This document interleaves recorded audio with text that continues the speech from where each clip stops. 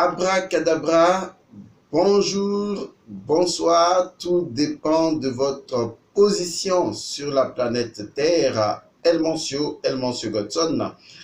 Je suis là avec vous encore pour faire la dernière partie de la première catégorie des heures jumelles que nous avons appelées les heures de l'esprit et de la loi, où naturellement les débuts de ce que nous voulons s'initialisent, se structurent.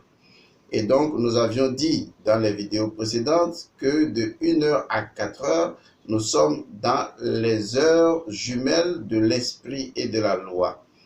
Et nous sommes actuellement à 4h 4 minutes, la dernière heure de cette première catégorie, la catégorie des heures de l'esprit et de la loi.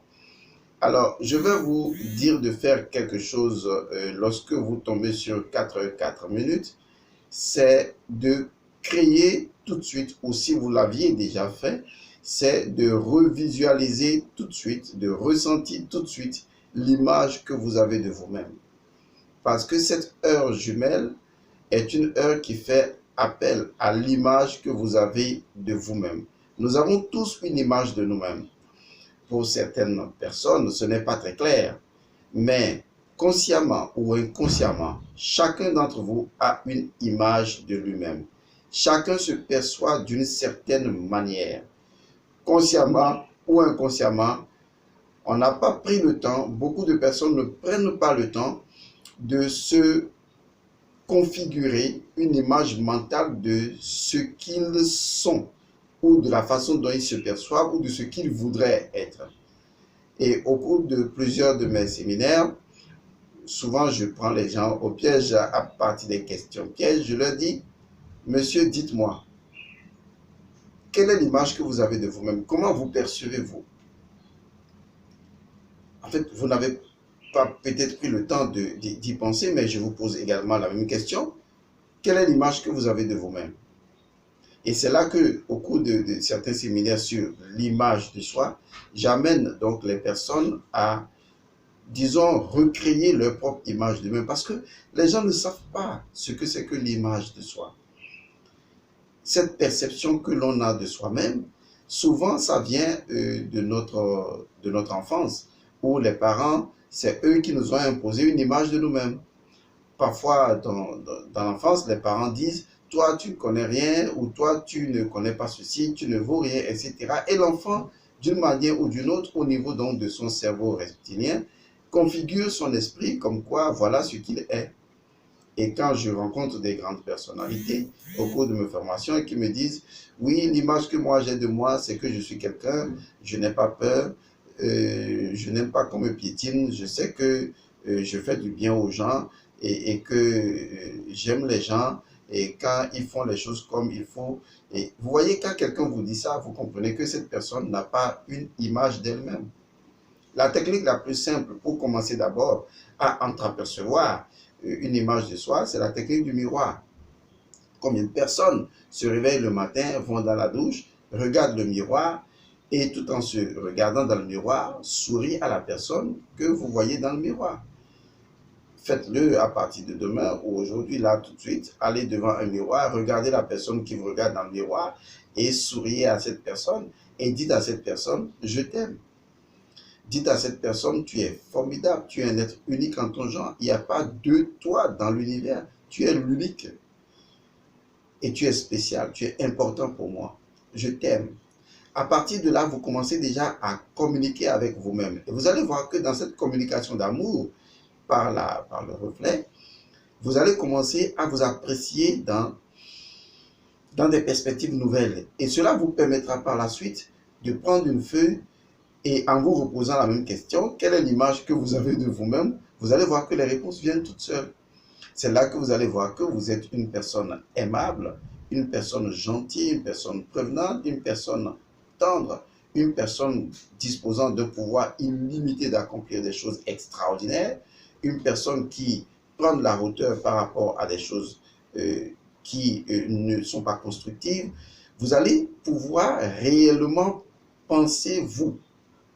C'est comme si je vous disais tout de suite, eh bien écoutez, vous êtes un téléphone portable, maniable selon les paramètres illimités, comment aimeriez-vous vous configurer? Vous voyez?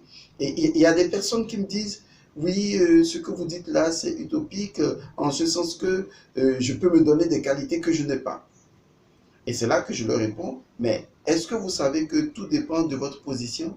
Tout dépend de là où vous êtes et que vous regardez. Parce que souvent, nous ne regardons de nous que nos défauts.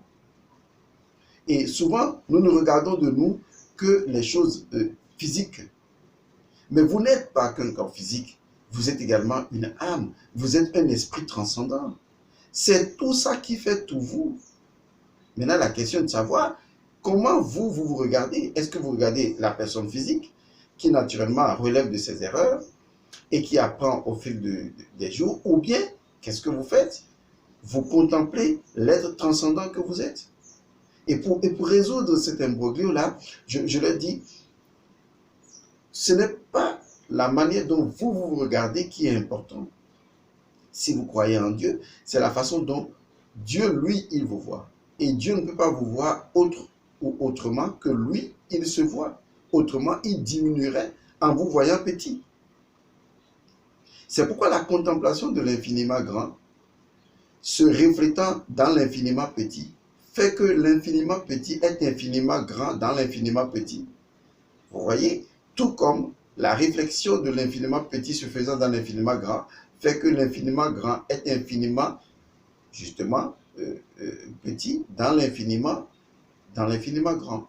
Et ça, c'est très important à pouvoir garder en esprit.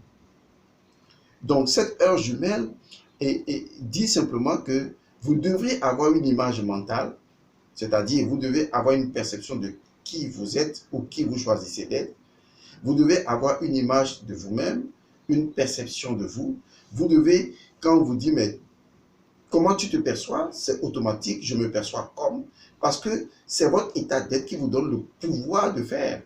Et c'est votre capacité à faire, découlant de votre état d'être, qui vous donnera après votre capacité à avoir. Vous ne pouvez pas agir au-delà de ce que vous êtes. Et ce que vous êtes, c'est ce que vous percevez de vous que vous êtes. C'est ce que vous êtes. C'est en cela que vous êtes ce que vous choisissez d'être. Quel est le regard que vous tournez vers vous-même? Si vous étiez quelqu'un qu'il fallait regarder, dont il fallait apprécier les valeurs qui pourront le mener vers une vision grandiose de la personne la plus magnifique qu'elle est, qu'est-ce que vous regarderez de vous? Parce que c'est votre perception de vous qui change la réalité de qui vous êtes et qui détermine les expériences qui vont vous arriver. C'est ce que vous dit cette heure jumelle. Elle vous dit tout simplement que être avant de pouvoir faire, c'est très important. Être avant de pouvoir faire. Il y a des personnes qui veulent faire quelque chose sans chercher d'abord à savoir ce qu'ils sont.